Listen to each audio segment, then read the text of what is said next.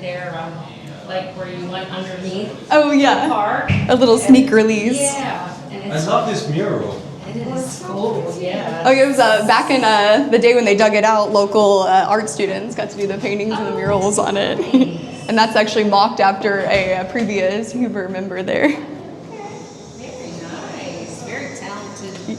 Yes, they did an excellent resemblance on there. Yeah, many people don't realize all the barrels tucked just beneath their feet when they're upstairs in the retail shop there. That's right. Yeah. As soon as you open the door, all the oaky aroma just wafts its way up, so it's a good awakening to get it started in the atmosphere there. Yeah. Each room has its unique aroma, I'll say, depending on what they're working with at the time. I bet that's an example where they are by the smell. Yeah. But I'll start us in the center here, looking at the family timeline first, and then we'll touch a little bit on the barrels and a couple props before we travel upstairs today. Yeah, so we'll touch on the farm origin first here, since that's really how it all started. They came from Baden, Germany back in 1843. Initially, the private farm sat on 80 acres, but now we've expanded to 800 acres for the full property at this time. And you see, Simon and Gertrude, they were the original to come from Germany. But next 3 generations, they continued a private farm, had a big produce trucking company. That Huber's Express, the box truck is still posted at the front entrance. There you can see. And then the 4th generation, Carl and Marcella, they actually brought dairy farming to the property. So that building you were just in, that was their dairy barn from 1938, which we later converted. So we call it the tasting loft, quite literally, because you're in the old hayloft rafters when you're enjoying the product tastings up there. And that's where we pay homage to our popular product names. So on the wine side, Sweet Marcella is named after the owner's grandmother, and then our flagship bourbon is named Carl T. after her husband there. Yeah, he was actually the first whiskey drinker. Everyone before him was on the fruit side with wine or brandy, so switch it over to the grain-based side there.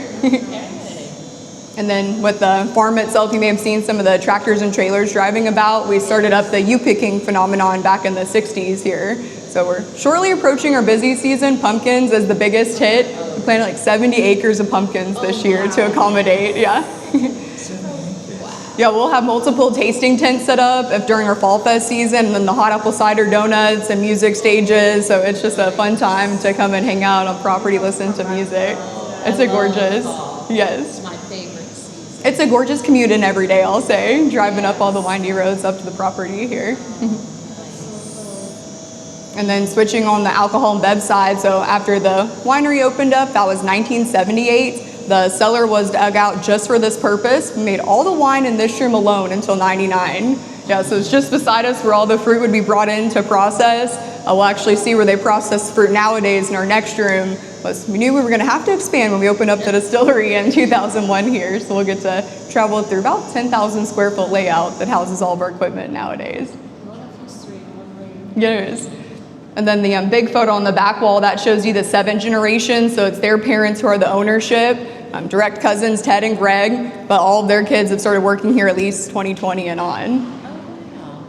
And that's what diversifying, we just have so many different outlets. So AJ works with the dad on the farm itself, and then the daughters, we have our venue hall upstairs. So we can host up to 2,000 guests if you open up all the rooms, yeah. We'll do a lot of company picnics and weddings, fun things like that, and we'll get to take bride and groom photos down here in the wine cellar, because barrels always make a good photo backdrop.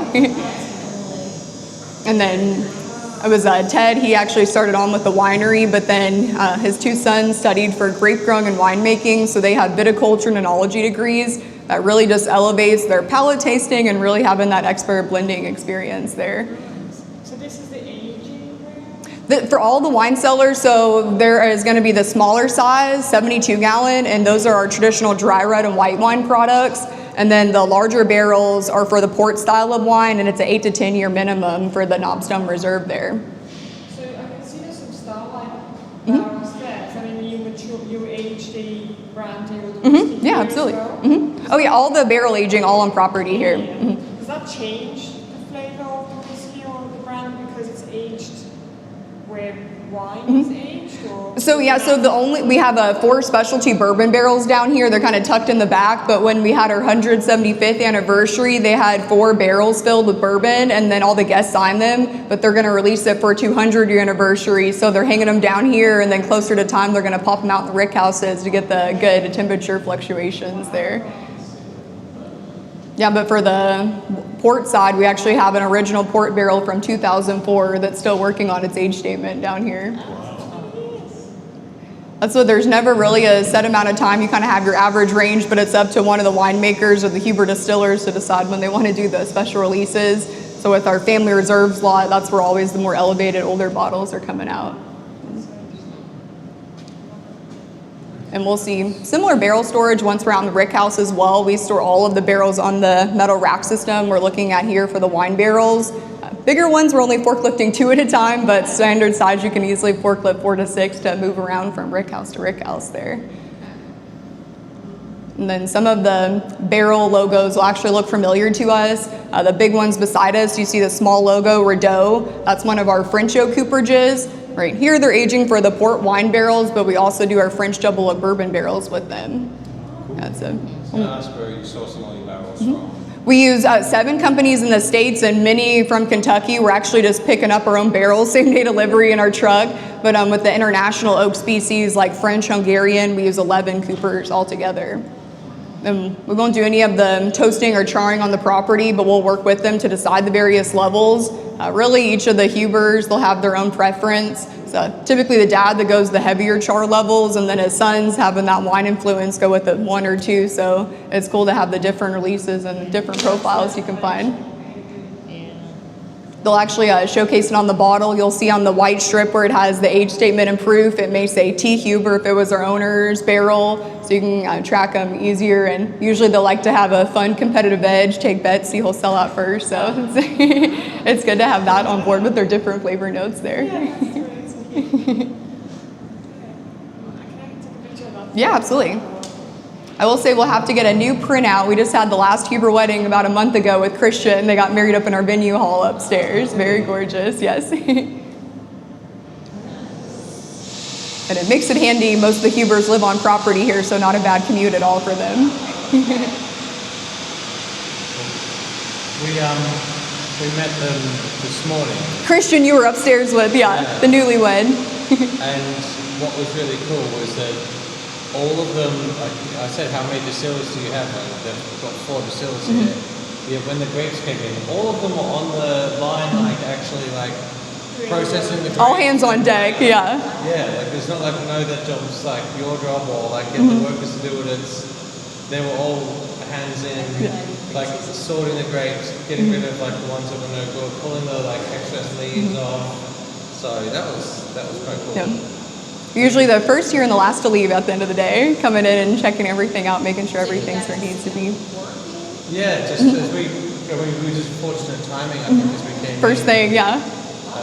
They were like, we'll be done by 12, so they're like, if you want to come in and see the like grape press getting put through, they're making brandy, so.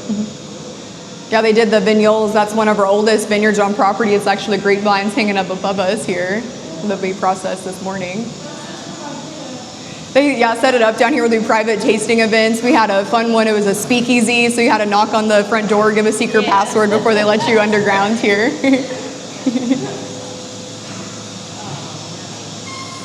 Yeah, and the next room we'll be stepping into, this is where they do the grape production. It actually used to be our old farm machine shed before they converted it to the production facility in 2000, and they just kept adding on with all the additional square footage there. We'll head on up, just watch your first step down, and we'll travel up the set of stairs here.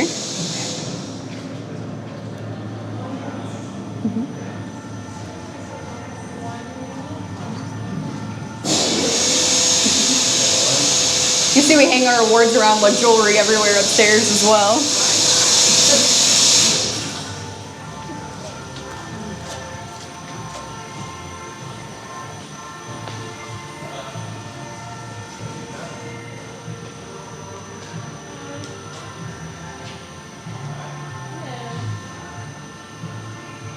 So you can see exactly where we do all of the grape harvesting. As he has mentioned, the first table here is where we do our initial quality check, just only putting the good stuff. And then on the elevator here, you can see where the grapes will drop into the rotobib, and that's our grape destemmer. So end wool pass is actually where all of the additional matter is going to be added to the compost pile later on. And then all the grapes are then pumped over.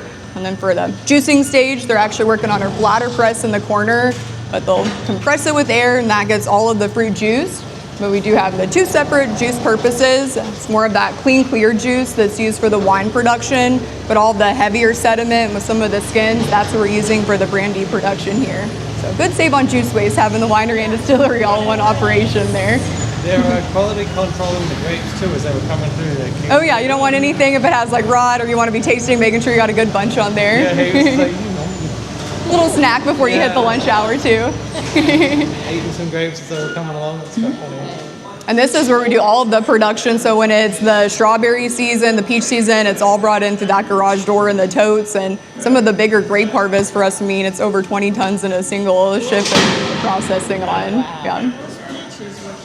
They're massive, yeah. We get them in the UK, but they're small. Like, it's more like a plum for you guys. It's just the size. These are like huge. Never seen them so And that one, it's a fun harvesting because we don't run the peaches through the bladder press over there. We actually will stomp them just because the pits are in the center. So they'll have them in the big fruit bins with waiter boots on, stomping away.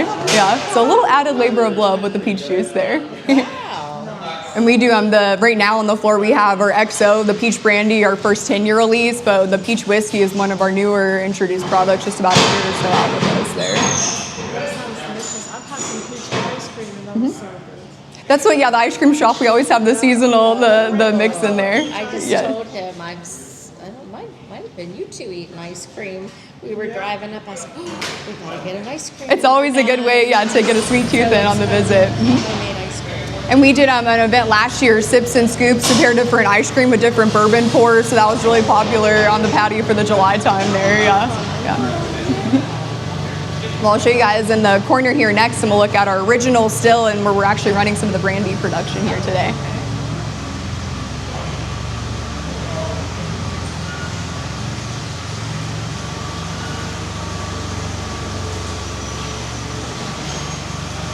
Just watch your couple steps here.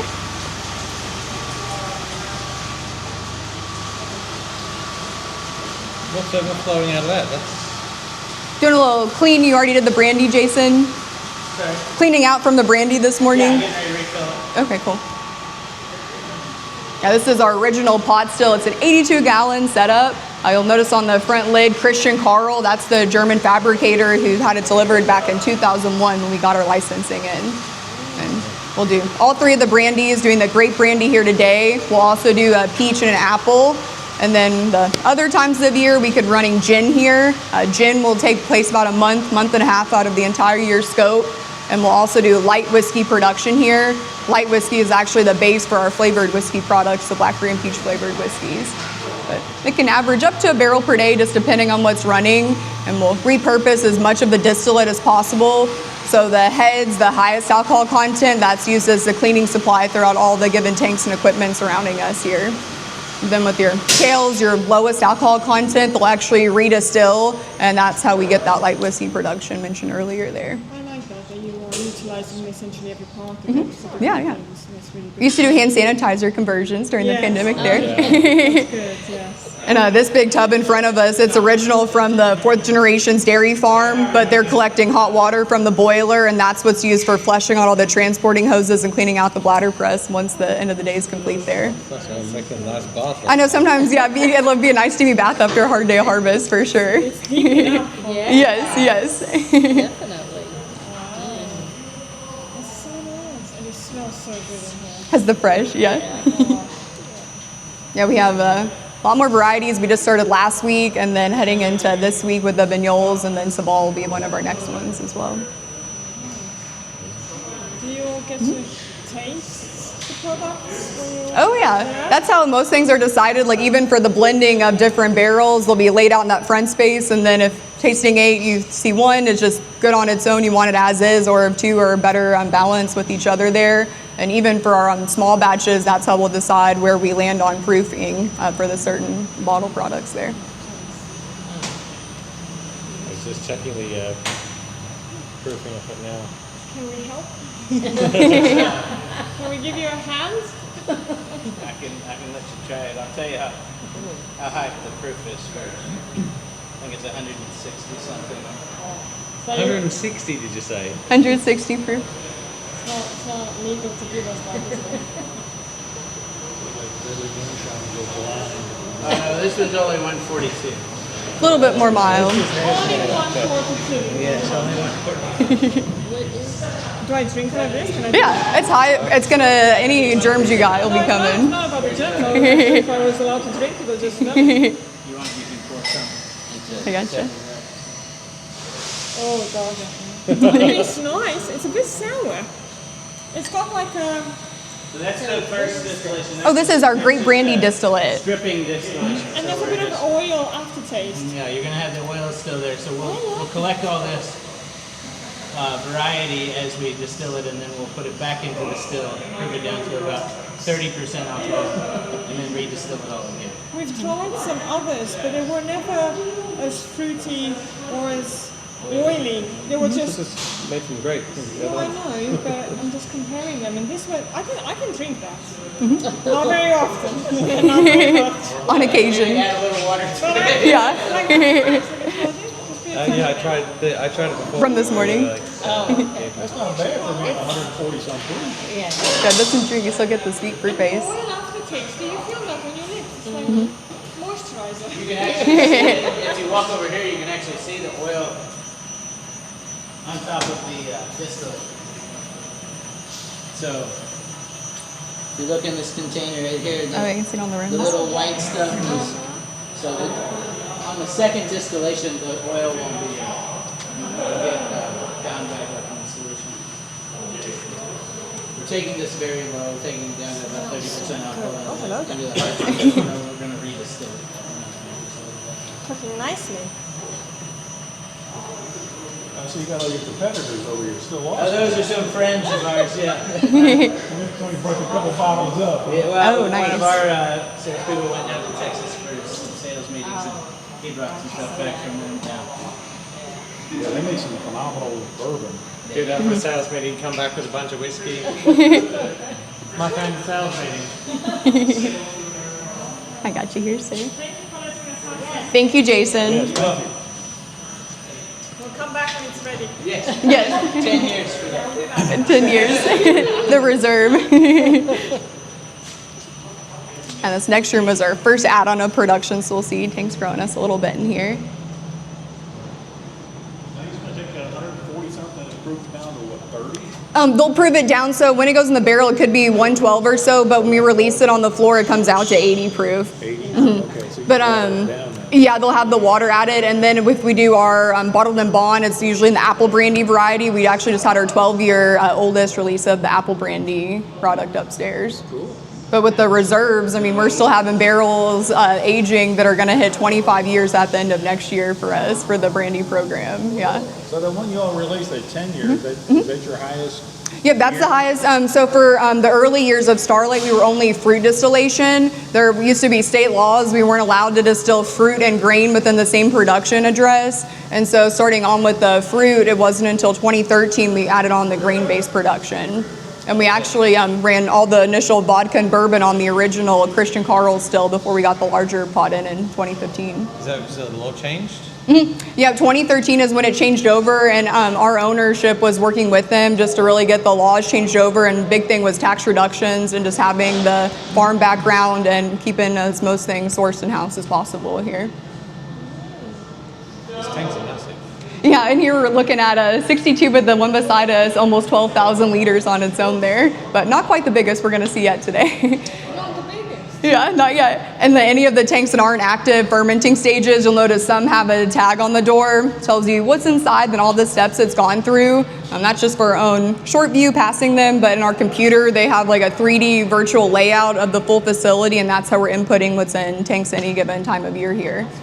But at the end of September, we'll be near out of tank space by the time we get through our full grape harvest season here. So is that the blackberry bourbon? This one is going to be the blackberry wine, but the special version, they'll age it in old bourbon barrels of ours. Mhm.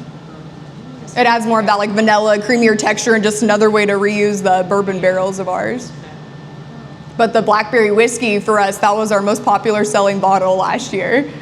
Yeah, we were told a friend that runs an ABC store, which is a liquor store Yeah. in North Carolina, where not far from where we live. She was like, oh, "You're going to Starlight?" She goes, "I need some blackberry." The blackberry whiskey, yes. Yeah, blackberry whiskey. I said, "Okay." So I just called her, and then she goes, Ron's like, "Oh, maybe she wants some peach." And she goes, "They have peach now?" That's the newest So she's addition like, from "Give me it. the peach." So she's like, "Okay." There you go. So we're getting our orders in. Yes, yes. Yeah, the blackberry whiskey, we'll do a lemonade cocktail with it, and we'll sell it by the pitcher. And on the busy summer weekends, we'll take bets about how many blackberry whiskey lemonade pitchers we think we're going to go through that afternoon. Yeah, it's a popular one. And supposedly that tastes pretty good. She said, well, most blackberry whiskeys, they taste like medicine. Medicine. Yeah, it has that just a fresh, bright fruit. But she said that one's perfect. And it still has a good proof behind it, 84 proof. It's not a liqueur by any means, so. Do we get to try that? We have that one up in, it's not stored in the barrels, but we have it upstairs. We can try you on a sample of it upstairs. Oh yeah, those are nice. The guys like to bet. I seen they were betting on the weight of the grape. Oh, on the scale, yeah, the last run. They're betting on everything. It's fun, yeah, exactly. That's when we're in the long hours of the harvest season, we're here more than at home sometimes, so just having that fun and down in production, it's a good time. And I'll show you all in our next space here, just behind this wall, we have one of our 3 major bottling lines. Our 3rd line actually was brought in this year just for the blackberry flavored whiskey uptick on the production scale for us. Yeah, Becoming a bigger market then for you than the wine stuff, or like how's it impacted? I would say up until 2020, we were always in favor of the wine sales, about 60-40, but it's slowly hitting the reverse on there, honestly, having more. And up to this point, we've only been pot still distillation, so having the column on board, it's just over tripling our production scale, so we're able to really meet the demand of bigger states out west now. And it's fun with all the innovations, we'll play around with different oak species and all the fun finishing barrel expressions. So there's always that creativity and little passion projects they like to do amongst themselves there too. Surprising, we went to a winery in Virginia, Livingston Winery, and we were doing a tasting, and they were bringing the grapes in, and all these bees were following. Oh, depending on the variety, you could get a couple in action, or the ladybugs even, yeah. We're sitting there, we're supposed to be tasting, and I am terrified of bees. And I'm like, I'm not enjoying this too much. I'm trying to hurry up and drink Yeah. it while the bees are just like, Coming over, yeah, it was like crazy.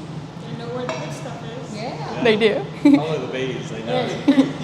And for us, we actually, so we have our honey aged upstairs, but we'll have 2 beehives and they're stored on trailers. So depending on the time of year, they'll move around to the different things in season, like the strawberry, the peach orchards, and then we age it in our bourbon barrels. So you can see little black specks that retain from the barrel jar once it's bottled up there, yeah. Bees don't get lost. Oh no, they find their way, yeah. Like, this wasn't where home was. Like, They're switching over, yeah. And it's like, I mean, just like the difference in the honey notes, I mean, it's just like the super sweet with the strawberry and clove on the spring harvest, and then just more that like tartness when it comes into the like peak summer season here, so. So is this the, I can see like there's a fill line. Yeah, so these are the tanks that we'll add the sugar inside of for the sweet product. So they'll open up pulley lids, close now, but they'll walk in up the top of the ladder, dump the sugar in, and then you can see the agitator sticking out on the side for the motorized stirring within. And then with the bigger batches, it looks like we have Concord and then blackberry juice in the side tank. But You can see the red color on the side here. yeah, and this is their last step before bottling because they're not barrel aged, so they'll just connect it to the hose, and then come next week they'll pump it to the line just behind here. They cut out a little hole in the wall to make it more efficient to hose it. Yeah, but it does amaze you seeing the big batches. So like that one, the blackberry juice, it's a 9,100 liter tank, and it has 1,700 pounds of sugar being added in. But I will say that's one of the sweetest of our sweets. And that's all for the fermentation, right? So these have already fermented, and then after it ferments, they've already filtered it, and then sugar. So these are practically ready to go for bottling here. But all of the enclosed tops are all the fermenting. 'Cause I know when I add sugar to my beer that I brew, that's to give it the carbonation. Okay. This is so this actually tank beside us. That's where we do our forced carbonation, all of our sparkling wine products. Okay. And right now it has apple inside, so that'll turn into our Razzie apple mixed product, all said and done. And that's one of the main things we'll use separate bottling equipment for, just to maintain all the pressure. They'll store it in the back room and then bring it out into this space. It's a lot more manual than our regular bottling lines are involved.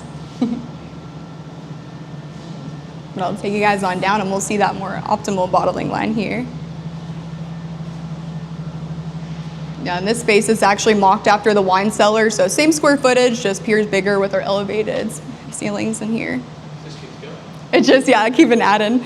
And you'll have to imagine when everything was just in the first room, this is where they used to park back in the day before they keep adding on and pushing out the parking lot further for the team. And where most of the equipment has actually been German up till this point, our bottling line came in from Italy for us.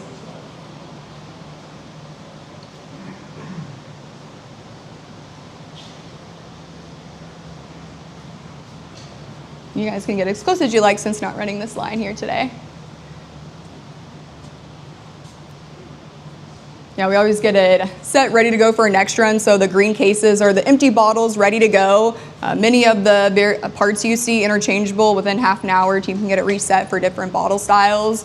And then with our cork supplier, actually based in Portugal, Amorum. So they do our winery corks and then our tea corks for the distillery bottles there as well. We haven't switched like the plastic or the screw tops at all. So it's coming in, filling here, coming in on stickering up here. Yep, yeah, it has the filler, it'll do 16 bottles at a time, and then our cork funnel just in the front section. And then this area houses the little capsules, so then when it's corked, it'll get tapped on, sealed, shrink wrapped, and then labelers loaded, front and back labels there. So the main thing we have to worry about is quality checking the labels, but if they find like too many labels are added, we just use them as tasters back behind the bar upstairs there. And it can hit about 2,500 bottles per hour. After that, it's just hard to keep up with the loading and unloading. You don't want mislabeled ones happening there. Wow. Yeah, it is a little memory mojo. Yeah, this will take 3. So for the first one, they're hand placing them down. Michael will put them back into that same box. And then last, we'll place it on the pallet. And then we'll have a 4th moving everything on the forklift and distribution warehouse there. I like that.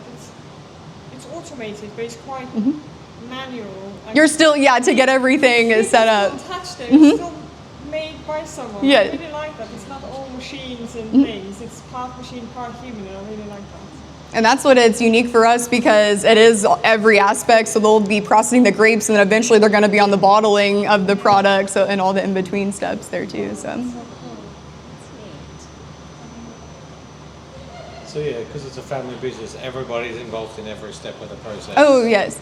Yeah, no matter what department in, you'll get on bottling line at least once in your lifetime here. It'll be fun to be part of. I like whenever we do the old brandy bottling, those have the different shaped bottles, so they're the cube or the teardrop, and those we set up a little table and do 6 filling at a time and still hand label and shrink wrap them. So those have an extra fine touch. That's what we had to do for our first 10-year release, the Bourbon. They had that hand-blown decanter style bottle, but the funny thing, the Hubers actually bought them white gloves for that fancy bottle when they were doing the labeling on there, yeah. Like, not to mark up the bottles. Yeah, want to make sure, keep them pristine. Didn't trust that grubby. Yeah. Oh, they're out, they'll be on grease and all that. Yeah, I want to make sure everything's smooth going through. Yeah. That's a really big business. I can see that hole in the wall. Yep, that's where they hose in the product from the last room to get attached to that side there.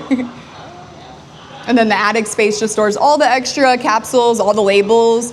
We do have a design director in-house, so she does her own personal labels, but if we have a barrel pig group, she'll customize those, or company picnics occurring in venue hall, we can put their photo on any of the bottles we produce here. So she comes up with some unique things there. Always set ready to go. Cool. Never thought about that, where you could do a label like the bride and groom. Yeah, yeah. Or she did one for a lot of college graduations just a couple months back, Yeah, yeah. that's cool. I never thought about that. That's cool. So these are all ready to be shipped out. So these are the empty bottles ready to fill for the next run. Okay. And the handy thing, they actually get delivered in the bottle upside down, so it's just easier for them to place onto the belt right side up there. And they'll have an empty stack of the boxes here and a handful in that same box again. So do you distribute out? Or Yeah, so you for do? wines, we can ship direct to doorstep. We're in 40 states. The distillery products, just different laws, but we're in 22 states now for the distillery products. And we'll use one of our larger third-party distributors, Sealbox, and they'll do a lot of barrel picks with us in a year, and they're able to ship direct to customer as well. And to get more over to the UK. That's what, yeah, I got to make the international steps there.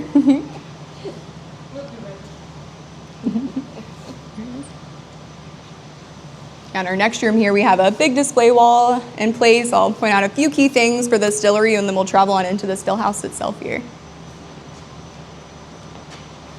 Yeah, so those last tanks we were looking at with the pulley lids, that's just a smaller version of them. Instead of the motorized agitator, we have a stir stick we use for blending up the smaller batches here. Yeah. So for these, let's see here. These are only 2,300 liters versus the other ones were 9,000 liters. You can see this is our, so they'll stand on the ladder there and stir away. Like this one was some of our sweet peach inside there from this year's harvest.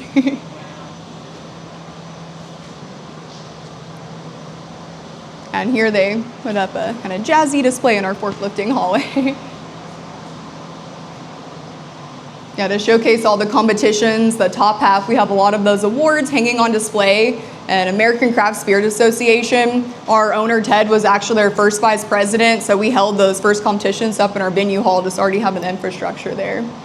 And then the first corner just shows you full breadth of the portfolio. Brandy was first on our timeline, that was 2004 release. And then vodka was 2013 after the grain laws changed. And our gin, we actually do a barrel finish gin. So we'll age it in either brandy or bourbon barrels for a couple of years, and it gets that golden saturation, a bit more spicier notes enhanced to it. And the bourbon, it's gonna be minimum 4 before they decide if they want to release as is, do it into a blending or finishing, or for the family reserve specialty lot. But I can point out some of those reserve lots. It's actually house in the Rickhouse we'll be tasting from too, so. And then the grains kind of showcases on the other end here. The one grain we're not growing on property is the barley. That's usually sent in from Michigan or the Dakotas, just where it likes that cooler climate there. Other than that, like all the corn that's going into whiskey, you're growing it? The corn, yeah, we are about to release our specialty. We grow this red bloody butcher corn, and they release it for Fall Festival as the Blood Moon Bourbon every year. But most of it's a traditional white dent or yellow dent variety. And then we do the wheat and rye. And then we've been tailoring a lot of new mash bills here, so it's been fun for our team to have that creativity infused with the continuous column mash bills versus pot still alone. Oh yeah, souvenir pins if you all would like them. Yeah, we got the Fall Festival ones, and then these are that the traditional distillery pins there. They want to make Yeah, the fall festival. And then that's the. You're welcome. I like the logo. And then I'll point out the big photo in the center here. So that's the room we're about to step into, but it shows you what it looked like from 2015 with our 500-gallon pot still, and then the vodka column. When we go in there today, you'll see the big continuous column in front of all that. So get the better before and after. And our next year, he'll be passing some of the larger fermenting tanks to promise they were going to keep growing on us.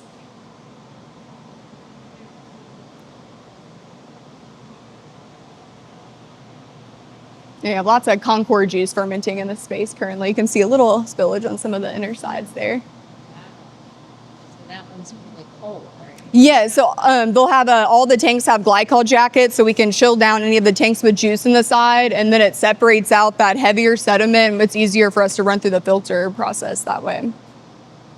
And then with the front half, it really changes from day to day. If we get a fresh barrel delivery in, stored here empty, ready for filling, and then the totes here, that's how we transport all the milled grain over from the hammer mill here. You can see our sophisticated tag system, corn, wheat, malted barley there. Yes. Try to keep it simplified. So that is going to be for our Concord-based wine product there.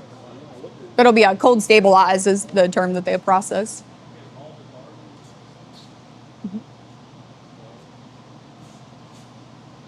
So who determines the mash bill? It's going to be a little bit of a mixture between the Huber distillers and then Jason, who runs a lot of the fruit and the brandy distillation there. With it, a lot of the times we're just kind of switching it up from day to day, and we've been implementing different yeast strains. But up to this point, we've only released 2 signature pot still mash bills. The column, it's over 5, 7 new ones that they've been adding in here.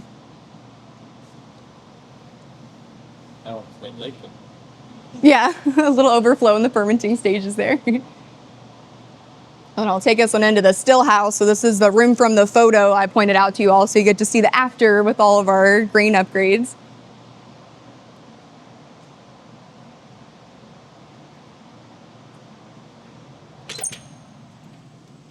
Getting into the warmer territory now. Oh, hello, mate.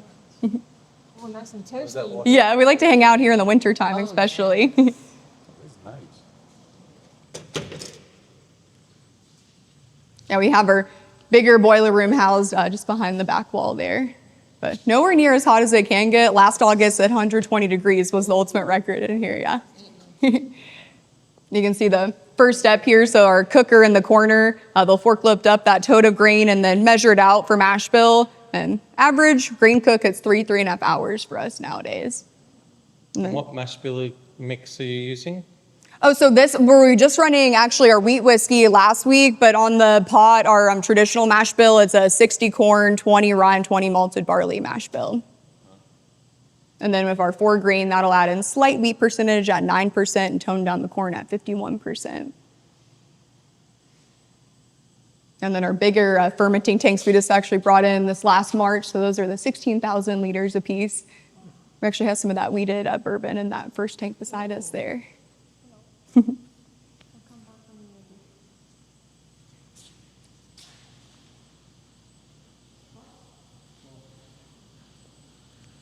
And all the upgrades for us. Yeah. Yeah, we have the traditional pot still in the back. He's been running and operating for over 10 years now, and then the continuous column has just been delivered last year back in January for us. So with the pot still and then vodka column, we have the pre-condensing column collection bank here. And then for the continuous column, that short stainless steel tank is the collection. And you can see where they're pulling it off high proof before we add in the water to get it to our barrel entry there. It's crazy how it's all like linked up and connected up. Yes. Yeah, it took them about 2.5 months to do the on-site welding, all the pipings and fittings to get the column situated to where it is today. And the ring tank in the front is our beer well. Our sweet spot for grain feed, it's about 11 gallons a minute. And then we got to customize with Vendome our spirit save. So that's where you see the final product shooting out in the middle of the star before we go to enter into the barrel there. That was actually the last piece to be brought in, so it really tied it all in together here. And the newer system is really easy to keep track of. We worked with Vendome to debut new technology. So the back screen, you can see they're monitoring, and they even have apps on their phones. So say they're up on lunch break, they can track what's happening with their still downstairs here. And how long is it still one taking?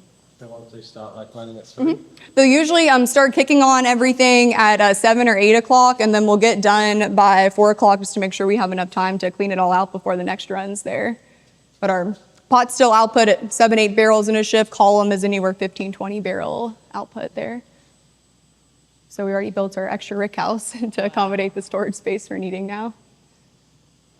It just amazes me, the whole processes and There's a lot that goes in behind the scenes. Yeah. It's just half the science and half the art, and then how it all ties in, meets in the middle there. It's just, it is amazing. Yeah, the crazy thing with our column, we put our deposit down back in 2020, and it was over 3.5 years later before we saw it on site. They're just such a large company when you get distillation equipment from them. Yeah, they seem to be in high demand. It seems everyone uses them. Yes, yeah, it's over like 90% of American whiskey will come off of Vendome still now. And they did our cooker over there too. You think there was a bourbon boom, so everyone's trying to ramp up their production. Yeah. Those guys will have gone from their own boom just as a result. Yeah, it was nice whenever they were still working on all the welding. The Hubers let us take a little field trip down there and just to see your name next to some of the big names as well, getting all the equipment from the same place there. We got to go in with our little hard hats and glasses, so.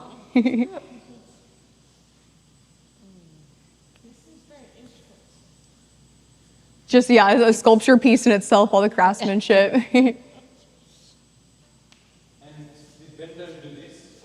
Yes, Bindome did our spirit save there as well. It was Christian, the older son, who got to work with them on the design of that. Yeah, you see, each distillery tends to have their own kind of like. Your own little fingerprint, yeah, your custom design. The spirit safe, it's like, that's really cool. Yes. Not all of them had. New Rift didn't have one. They just had the plain box. The traditional. And Jack and Buffalo had. Okay. Buffalo's was very shiny. Yeah, we'll polish the still maybe Very once much or so a year, new but Bettina takes over pretty quick on it. But not all of them had something Their bespoke spirit like save. that. They just had the plain one. Yeah, whenever they were still working on the install, the Hubers were at the back table looking at the user manual, the blueprints, getting situated, being anxious to run the new equipment. What was that first day like when they ran through the first production? So we had to run through with the water, like for the first run with our inspector and everything, but it was like a timeline stamp. I mean, all the distillers, everybody was down here and everybody was just kind of pacing, getting, nerves, but excitement. Yes. How many people do you have working on the distillery? So we have 11 in production, including the Hubers, but we have the 3 Huber master distillers, and then Jason Heiglenberg, who let us taste the grape brandy. He's our other master distiller. And then with our distillery crew, actually, some of them are local to the area, and then we even have a Huber nephew working as one of our head distillers here as well. It's yeah, and then there even with the distillery crew, they could be working on like with the bottling, the barrel filling, all the barrel filling that'll take place in this room too. Are they filling the barrels in here too? Yeah, they'll fill them in the little empty space here. So the small tank is where we add the water in, and then they'll use our green hose for the barrel entry here beside us. And then after day's done, then we'll just forklift them all out to the Rickhouses there.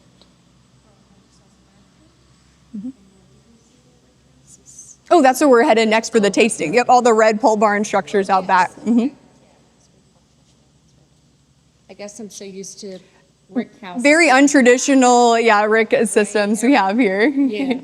It's like, I've never seen any of those, but They look good with the farm, with the traditional red pole barn structures. Yeah, we just drove up, you see like the nice big stuff. Yes, the big logoed. Yeah, awesome.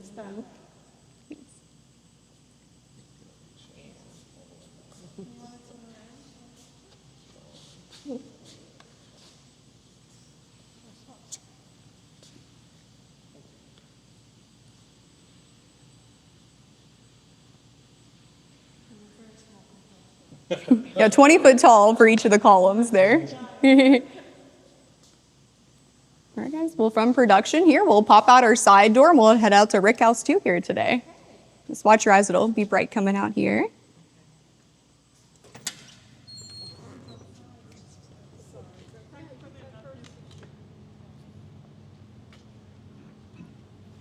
You're welcome, of course. oh, it is bright out here. I know, coming from inside the production. Yes, our Huber family parking lot, so you know who's lined up, who's still here for the day. Yeah.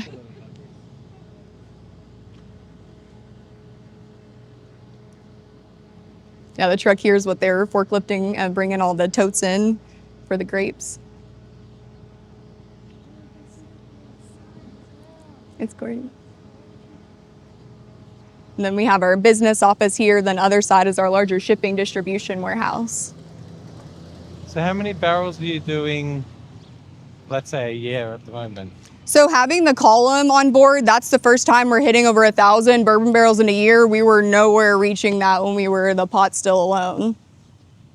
But with all of the Rickhouses in place currently, we have roughly 20,000 barrel capacity. It's mostly the whiskey and the bourbon barrels, but some of the additionals like the brandies, the rum products. But you can see the first Rickhouse is the smallest. It can hold like 2,500 at max capacity. The new one behind parking lot can hold 8,000 on its own. It's a nice shape though. It has, they mocked it kind of after the Scotch distilleries, having the logo printed on the side there. Yeah. How high do you stack it? What's that? How high do you stack it? Oh, so this one is how all of them are, except the new one you can put an extra high, so you can fit 6 in the top, and you can actually do 7 in the middle section. But And they, well, we'll see, I guess, in a second. But like, do you have barrels right in that little top section? so that's just a little breathability sector for them. We'll like have them stored on the metal racks in a yellow lot system inside, just to kind of keep track with our numbering.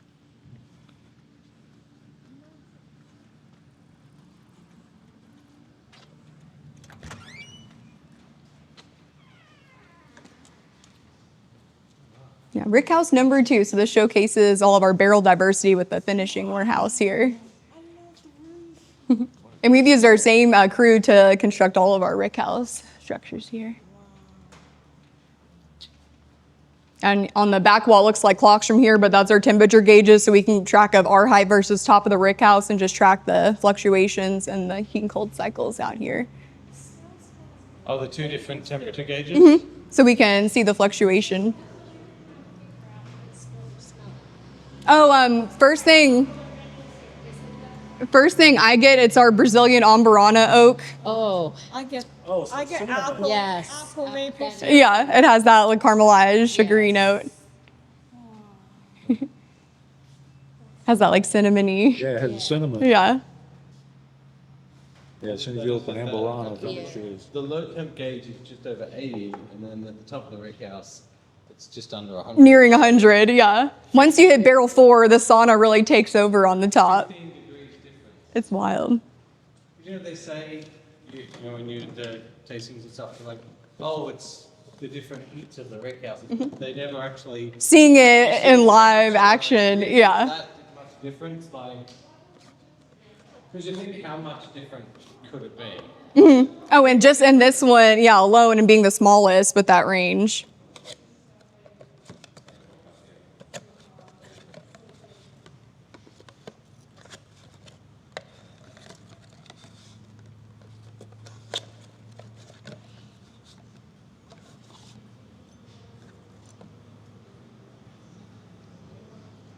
Got some tasting glasses here for you too.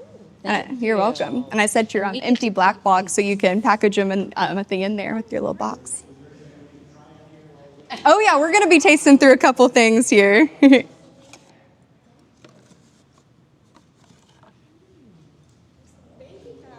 Oh yeah, the little firkin barrels. That's they were originally PX sherry barrels. We turned them into some honeyed barrels. Tasting glass for you.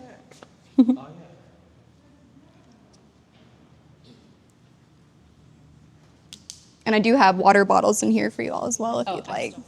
Thank you. Then. You're welcome. 2 bottles that are black. Oh, so those are local Spanish brandy barrels. So that's just how that particular company treated them. It's not charred. It's like a black, like a painting on the side there. But those are always kind of an eye-catching look with the texture there. Yeah, we conduct our barrel pick program. So that's where you'll see sold, half sold to the different companies that have done selections with us here. So this is their last stop before getting bottled up. See what a bourbon junkies pick. No thieving from those ones. You'll get deja vu sometimes with different store names, seeing different barrels they picked all the time out here.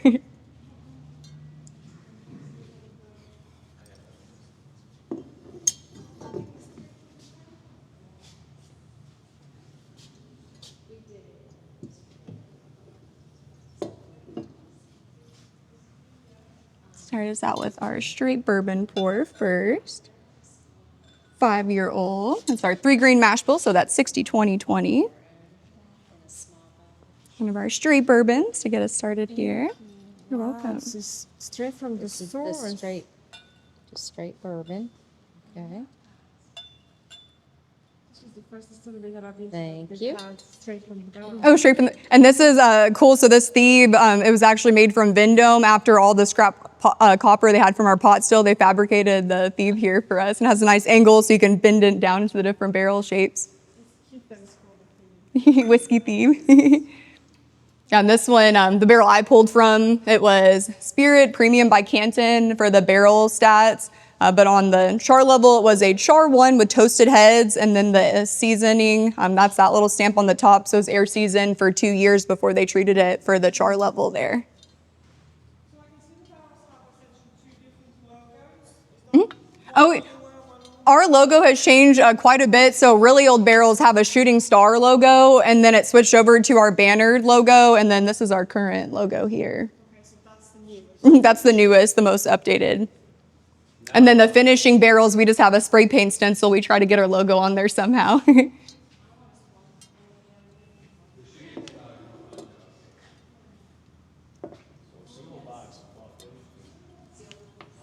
Oh yeah, they'll do a couple picks with us throughout the year there. That's a weeded bourbon on your shooting. Oh yeah, on the top there. Yeah, Sagoo Row, that's actually the barrel type we use for the 10-year release upstairs. This is the single barrel. Yep, this is our straight single barrel bourbon. Just over 5 years. It was actually a Father's Day 2020 barrel, so they had that on the barrel tag there. And what's the proof on this one? It entered at 110. Being 5 years, it's going to be at least 2-3 proof points above from that. Yeah, with Get the the machine to go in. That's Check. it. yep, do our DMA. Yeah. 143. You can see like on the barrels like behind us on the top, they just write the entry proof in Sharpie. So then you know how much it went up or down after the aging there. Oh, okay. Just our range, it's pretty wide. It can be 106 to 124. And that's just because you're trying to work out like what is the best range and how the. Yeah, just different. Yeah, and the different distiller have their own kind of stylistic techniques, and depending on the char levels or mash bills they're even working with that day too. Now, when y'all do bourbon picks, do you just pick out 5 barrels and they pick from those? I mean, I can't imagine them going through every barrel anyway. They go through quite a few. We'll usually start you on just a core straight product, ask you what you don't like about it, and then based on your feedback, that's how we know to navigate if you need a longer finish or if you're looking for more of a fruity versus spicy. Really, it's just the feedback of the pick group that gets to decide how many they get to allocate to. And what's the biggest group you've ever had in here doing a bourbon pick? We've had quite a big group. So I've had a tour out here with 50 people at one time before. Yeah. It was, yeah, I had to do like 3 from each barrel there. So what's the oldest bourbon barrel that you're then aging in here? It's going to be tucked in this back lot. So you can see our yellow lot system with the numbers. Lot 10 and on is all of our family reserve barrels. So you'll see out here all their different tasting notes. They'll give it a grade, different flavor profiles they picked up on, and then the date that they tasted it. And they'll be doing that throughout different seasons to see potentially when they want to have it bottled. And some of them are like time capsule dates. Like this one is when our owner, it was his 50th birthday, so he'll probably sell on a future birthday. How often are you feeding them? I gotta be a Huber or have a Huber out here to dig through, but it's fun. When we do our breast cancer awareness bottle release, our owner's wife, Dana, she always does a pick and then releases it for October. And so that's what some of them, you can see if it says Dana's pick on there. So there's some of her potentials. Okay. Or Family Reserve. For Repeal Day in December, each of the 3 Huber distillers do an individual barrel release. Hold 5 year, hold 5 year. I like with the Canton air season. Spice zesty. One of my favorite notes I had seen, it was fresh baked banana bread. It's very specific. So this is sold to a family, like? So this is one that he's potentially going to release for December around Repeal is for his pick. How many barrels are there in here now? This one, it could hold like 2,500 at max. It'll just never hit all the way capacity because it is transitioning between the bottling warehouse. But roughly in a full lot system, completely full, about 100 barrels per lot. And you're not rotating the barrels at all? This one, it's organic, just if they're reaching a barrel in the back to bottle, everything else kind of reallocates. So I come out each day to refamiliarize myself. But if it's finishing, if it's on the hotter side of the Rickhouse and then it's progressing too quick, they might move it over to the cooler side of the Rick. Just to manipulate temp that way. Which is the hot side, which is the This southwestern corner is the hottest. This is where we had our highest proof release rye whiskey. It was a 135 proof hot corner at the high elevation there. Blood Moon. Oh yeah, those are using the red Bloody Butcher corn variety there. That's cool.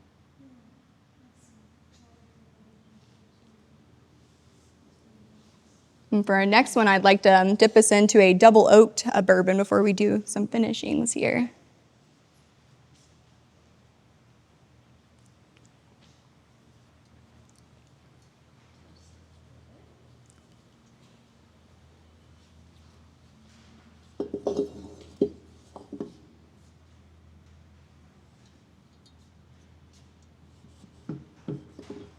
Yeah, so for our double oaks, we actually do 3 versions. We do American, French, and Hungarian. This one is a French double oak. That's one of the more popular of the categories here.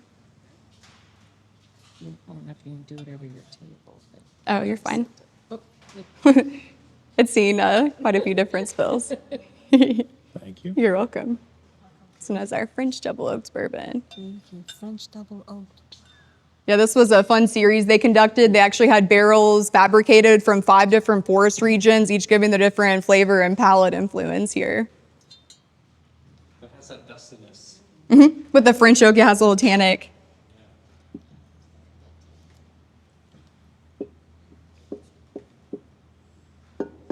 In this particular expression, it was 4 years in original barrel, has been in the French oak barrel since March of this year. Got that picked up a lot quite quickly then. Yeah, having like that additional spice, and this one was a char too for the French oak cask. And the handy thing on the barrels, we leave the tags on, so it's a finishing barrel. If there's 2 tags, you know it's a second fill of the barrel.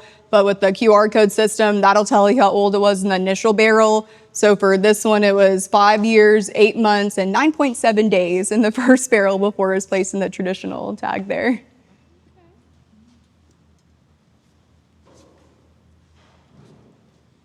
And for our French oaks, these traditionally go into that secondary barrel, 113, 115 proof point, just to give you an idea.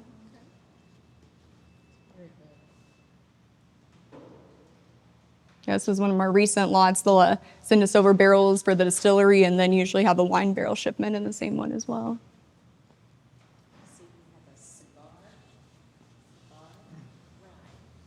Oh yeah, that's our Ambarana lot, as we call cigar. And then if any of them say sold Starlight Distillery, that's when we liked enough for ourselves. We're gonna have it available in our gift shop eventually there.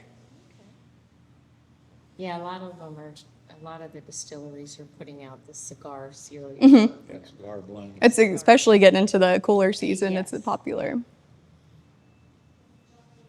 What's a barrel tend to go for? It'll range in our tier system, just starting out with how much we acquired the initial barrel for. On like the lower side, it could be 7,000. If it's like an older expression of like a double oaked, it could be 20,000. But for our bottle yields, it's anywhere 220 to 250 ideally, depending on the age. Take 2. We'll have like different groups, like even fire departments come in doing like charity raffle bottles, or just any company will do like Christmas a bottle for their employees. Oh, okay. That's pretty cool. Yeah. It's cool to see how it brings them in. Yeah, I know somebody picked one over there and then everybody signed it. Oh, did a signature? Yeah, that must be one they'll get like to have for their shop. Signed it, who tasted it. The empty barrel, yeah, it's a fun showcase. Nice. I think that's what the bluegrass barrel pictures do when they come from different places. They all sign it. Yeah. Whichever one they pick. But some of the barrels they pick, we only get 130 bottles out. Oh, and they could be doing like a half on them too. Yeah, because I saw back there that says half. Some of them will do halves. Oh, a Happy Pig Bar. That's a store in Illinois. They have a good shop name there. Happy Pig Bar. There's Mizanara barrels over here. Oh yeah, the very first lot here. Yeah, that's the most recent oak species we've experimented around with.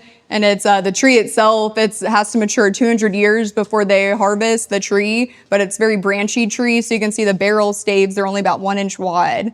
So it's really unique compared to a traditional barrel. And 225 liter, I think the signature would be about 200 liter for a standard bourbon barrel there. It's about 3 times smaller than those. Than the Yeah, we started out with 4 of them and just kind of see how we liked them in this area progressing, and then got an additional lot of them. What's your favorite barrel? It's hard to get asked your favorite because like we just have so many different things here. I typically lean more towards straight or double oak products on regular occasion than finishing, just depending. Like the Mizanara, I like for the hotter season. It's just like a nice soft finish, whereas something more like a cigar batch, I might lean toward more in the winter, the colder months there. It's quite seasonal. It's not just one for any day. Yeah, just depends how I'm enjoying it, yeah. Yeah, kind of like wine. I Yeah. drink more whites in the summer. Exactly. Reds in the winter when it's Or if you're like having it on its own or like pairing it with a meal or, yeah. I've only just learned about Mizanara barrels, so I'm really interested in them. I've never heard of that. That one, it's like they were telling us the story. It's they only really started using the Mizanara oak whenever Japan was kind of cut off in World War II. They had to start using their own trees in house, and then it started to take off into the single malt category before it's kind of hit the bourbon category more recently. Apparently the wood's like very porous. Yeah, you can see on some of the original ones, like there's tiny little like leaks on like the side of the staves, or usually they'll seal themselves up after a heat and cold cycle, but it is a definitely different wood grain. Let me see if we have one of our older ones back. Those are new fills. This one again. Look, you can see the Mizanara, the barrels. I got those little leaks on them, little wood sugar. So what's this? Oh, this is the Mizanara. This is the Mizanara. This is one of our original Mizanara lots here. Yeah, this one is one of the extended aging. It was 7 years, and the initial barrel has been in the Mizanara barrel for a full year back of July, so now an 8 year. To try. This is, yep, the Japanese Mizanara oak barrel. Try that too? You're spoiling us. This one has a really nice nose to it. It's kind of like herbal or floral.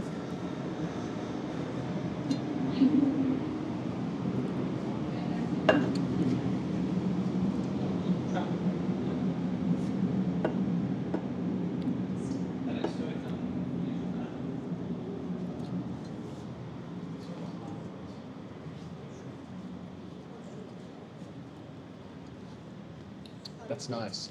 Yes. That's real nice. It's like very complex. I had to keep coming back to it to get the full essence on the palate Yeah, there. It's a so big delicate texture on that. different. The Yeah. back end is so delicate. You're like, as soon as you start to ping it down, it's like You want to keep, yeah.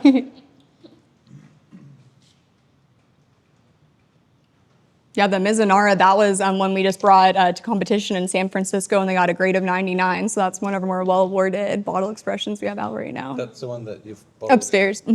Yeah, they have it has one of those little bottleneck tags on it. And if you look at it, it has our logo on one side, but then the other side shows you the image of the Mizanara oak tree. And then they have Japanese characters for Star of Light. It was actually our owner's best friend that made those tags for us to put on the bottles. Yeah, it looks like some of our kind of like the apple orchards, how they cut them down like that, like just like craggly. Those, yeah, the very branchy. They don't grow straight, Yeah, so it's hard to make barrels out of. Yes, she's mentioned that's why it's so thin. yeah. That's delicious though. Savory. I've got to drive later, so I'm trying to like be conscious, and I'm like, give her a little bit extra. Oh, you're good. I don't think you're getting any of this.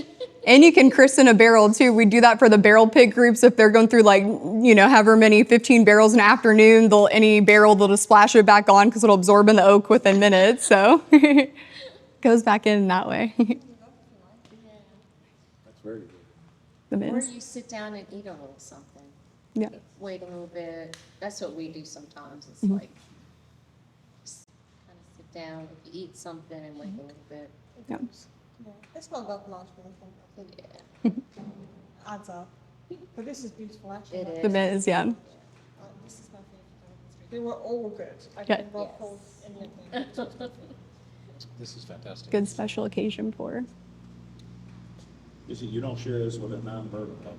No, they get Jack and Coke. This might be a Mizanara day, I think. We got another Mizanara this morning, and Okay. I've never tried one before. Oh, wow. Where'd you go? Bardstown? Bardstown? Yeah. See, we stopped in Jim Beam on We the way. passed it when we were going to our Another Bardstown Airbnb, tomorrow. and we were like, wow, it was on the left-hand side of the road, and it was like, he said this morning, he goes, I think we're gonna go to Bardstown. Nice. Yes, we just came, we went to Jim Jim Beam, Beam is phenomenal. and that was a beautiful place. Where else did we go? Yesterday, we went to Whiskey Thief. We went to Whiskey Thief Buffalo Trace, but I'm just curious to see what they have, because I'm not a big Yeah, we Buffalo just went Trace to fan. we just went to the gift shop at Buffalo Nice. It Trace. was that in the morning. We were there too. We would have walked past each other. I love the small connections in the bourbon industry. Crisscrossing over. Yeah, there's so many, here, name face. People like we're at one distiller and we go to another one and you say, hey, I've seen that guy at the other distiller. Well, it's like That's fun. wineries. Oh, that's a wedding party. They're following. Yeah. Yeah. All the bridesmaids. are following us from this Because winery in to like that. the Charlottesville, Virginia area, there's like tons of wineries. And you see these like party buses or limos or whatever, and it's like they go from winery to, it's usually like. Like a winery hop. bachelorette Yeah. Parties, where they're Just toasted by the end Yeah. of it. Yeah. so. But that's good. That's really nice. Like I was It like, is, it's we bought the bottles. I was like, I don't know if it's gonna be any good. Like I assume, like they usually put out good stuff. And Okay, it's so like, next time but visit. I've never had a Mizanara. The Mizanara Oak. And seeing the barrel too, just the unique Yeah, look to and, like, it. seeing the barrel and stuff like that as well. We didn't go to the distillery yet. We will go. We went to their shop in Louisville. Yeah, they had a store in Oakville this Every morning. Wednesday they do a drop. So this morning they dropped the. Oh, so you didn't Oh, go to okay. the distillery? Okay. Like they're tasting or. But then it's like you have to line up to get it to like because they've got. They'll have tailgaters sometimes, yeah.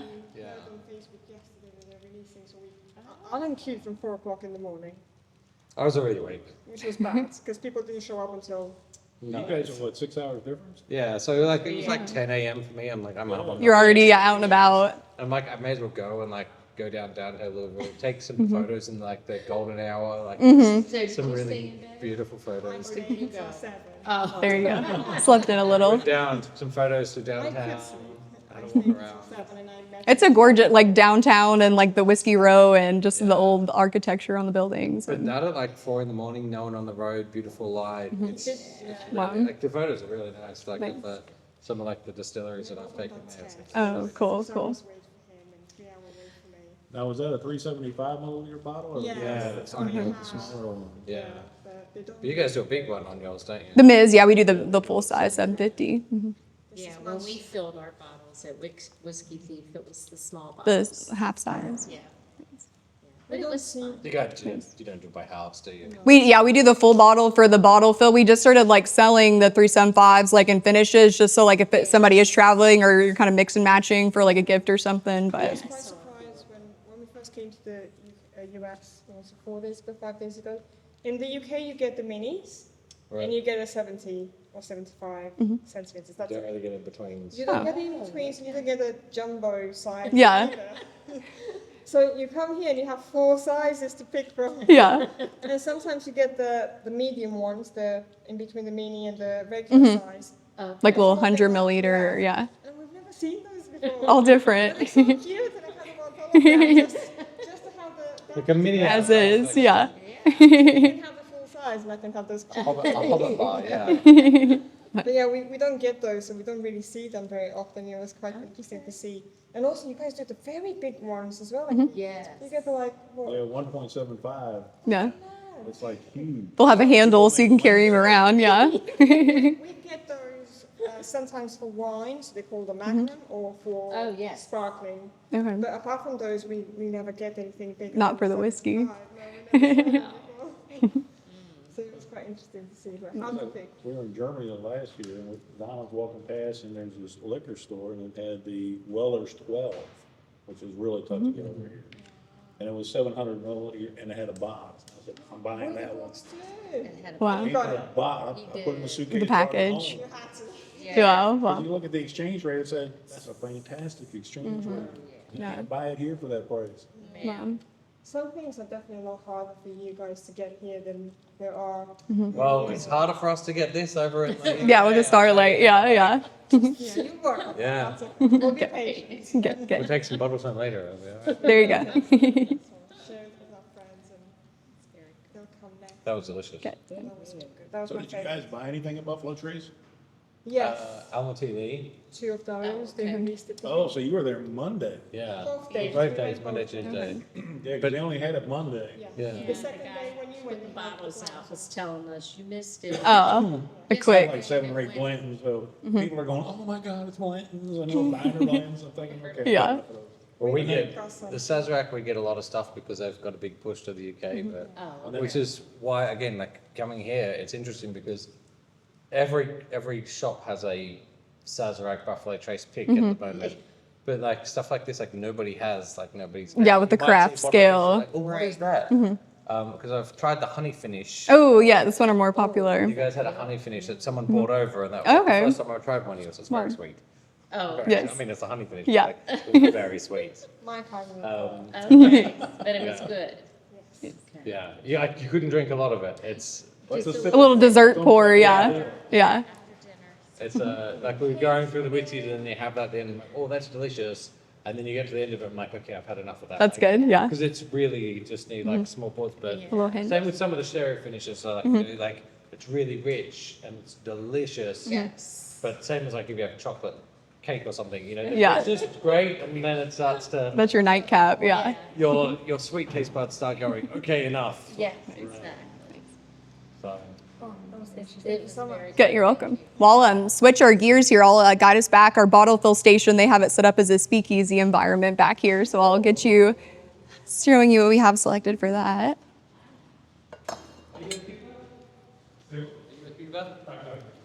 Isn't that your favorite question, Duncan? To a reserve lot there. And we're just going lot 7. I haven't seen him. He was in the lab like 20 minutes ago, maybe. that's the honey one there. Look at this, you creeping through here. Yeah, they have it all tucked back here, so and that's the equipment itself there. Yep. Yeah, for the options, we actually have 2 different things in the bottle fill right now. They're both selected from the Family Reserves lot. We have a single barrel bourbon that's a 7-year age statement, 114 proof. And then we have a single barrel rye at a 6-year, 119. If you're not set on any one in particular, I can give you samples of each to see which one you're interested in doing the bottle fill here.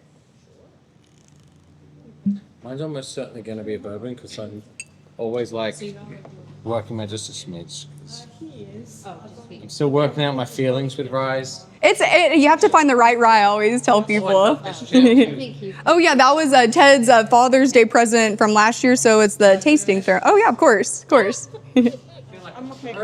So, This one is the bourbon option here. Okay. It's a 7-year, 114 proof.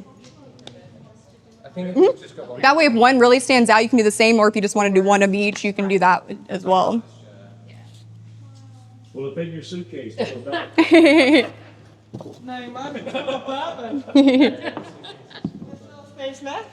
Is that about 12 bottles? oh gosh. You've already built up a good collection, it sounds like. So, we have plenty of room in the car. Because he'll tell me to, catch a ride somewhere else if he has to. Need to fit. I can buy more suitcases.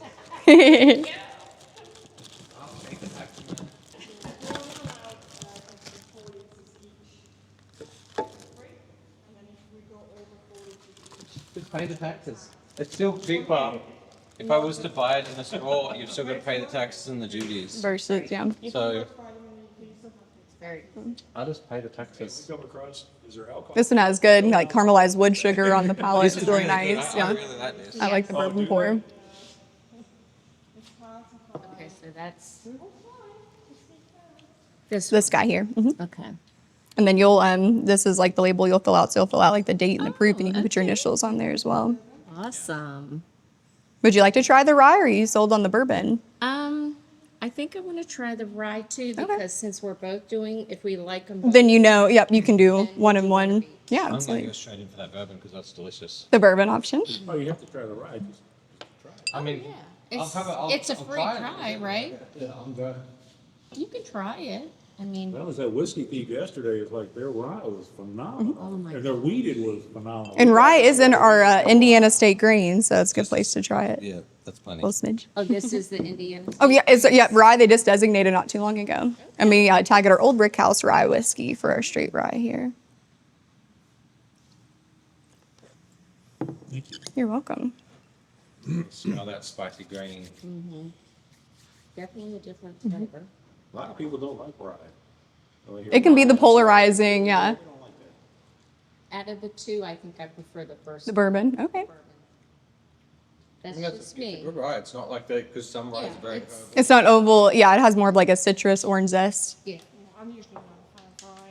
It can be spicy. Yeah, I'm definitely going to go with the bourbon though Yeah. Nice. because that is delicious. Good. The bourbon. I'll show you all how we have our station set up here. So on the clipboard here, you'll sign today's date, whether you're in bourbon or rye, and then your name will go under client here. And then we have the two sets of labels. So it'll be the black label for the bourbon and the green for the rye. All that has to be on the label is today's date, proof, and year. But if you want to put your initials, you can do that as well. And then inside here, I have, Dates, or do you have to do? you can do, as long as the date's on there, you can do whatever. So you're 6 hours ahead Yeah. of us. Ahead. So And we're 2:30-ish. What's the date? It's, We are the third, September 3rd. yeah, it's funny. We ended up planning our trip, and then our son and daughter-in-law planned a trip at the same time. So they're over in Poland. They're doing Oh. Rickhouse and Oh, wow. I don't know, 3 different countries or something. Doing a full yeah. trip. So And then 7-year for the bourbon. Unfortunately, it's 7. And then you'll write the same on your label here. so what do you think? 114 down I'm doing the bourbon. I like the It'd be bourbon. a 57%. Follow that. Oops. I just 57%. Follow that label. Here's one. 114 above proof. Aged 7 years. and then we get to keep the glasses. She said. 114. And 3, 9, 25. And I'll show you which side is the bourbon here. So we're gonna see what this thing does. So you'll have 2 lever pulls for your valves. The blue lever on the side, you'll pull him straight up. You'll start to see it waterfall. You'll let him fill all the way to the top. And before you pull him down, then when he's in place, you do your black lever, and that's when you see it spill into your bottle there. Try the bourbon Has again. to Yeah. pull it back once it fills. You gotta shut up that valve there. Thank you. You're welcome. Make sure this goes all the way up. Oh, it's going to stop anyway. Oh, does it? And then just pour this down. You have buffer room in the copper there.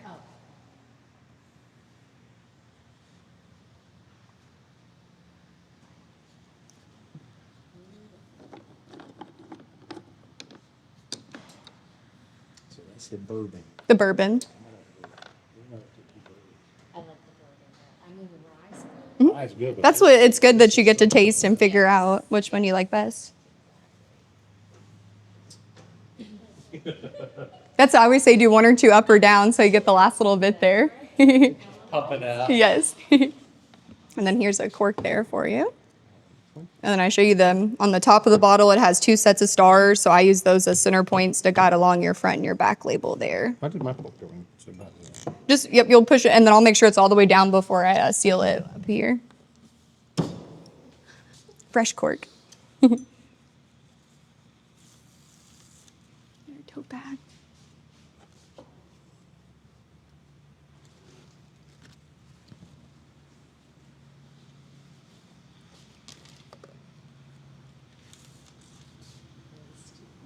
wonky, but it's okay. Pressure. A bit wonky, but it's okay. I always say it's custom that way if it's not perfect. It's a bit wonky, so I should do this one like this.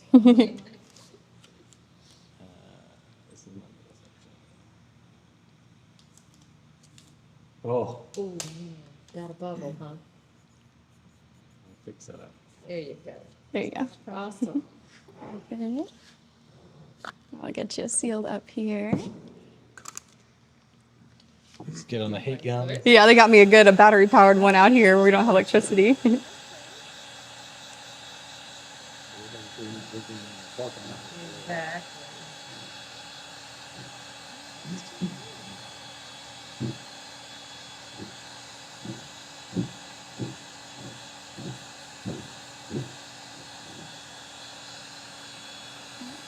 Got a center tube.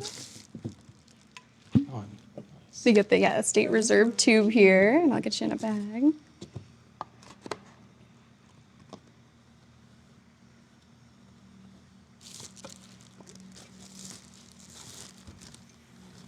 It's a full kit that way.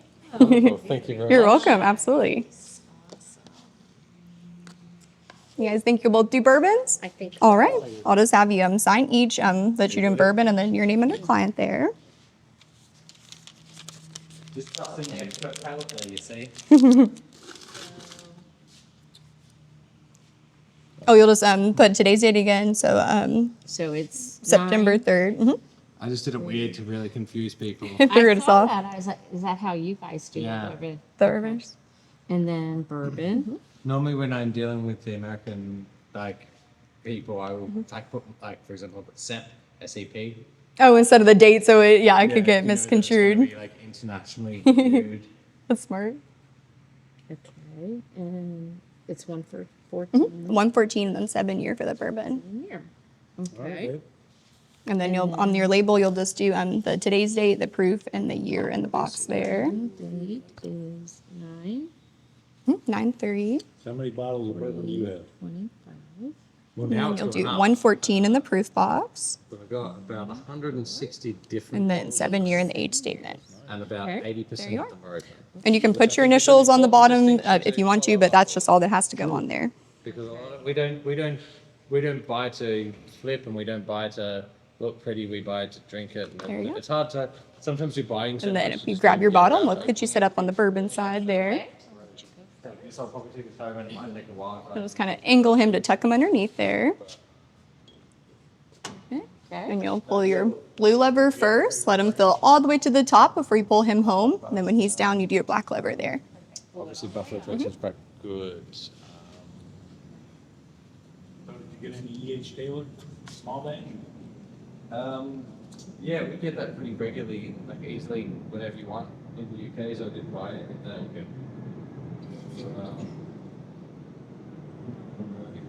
Got some barrel all again.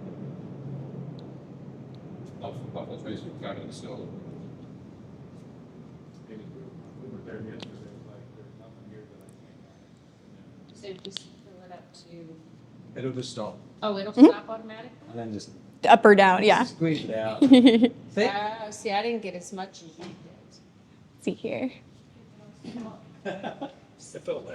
She's gonna give me a little more. Oh, yeah. I want to reach you at least until the stars there. Yeah. Then I could have done that. We would have got it right to the top. I know, I was. There we go. Thank you. You're welcome. Shop and we got a few bottles. Some of them were filled to here. Some of them were filled to Yeah, I'm like, for ours, I know like we're trying to reach the bottom of the star, so I like that we have the logo there. Okay, and then I put this in.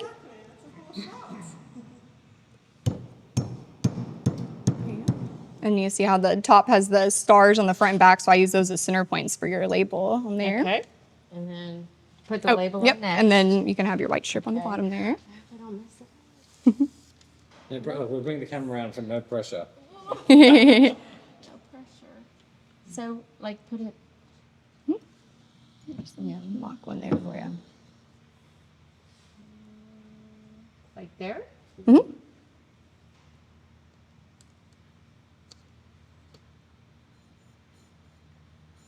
It's easier to say it than it is to do it, isn't it? No. You gotta do your That's why I said, if you bake me with that, I'll just put it on like as crooked as you can. I'll put it on upside down. And beautiful. Perfect. He was drunk when he put that on.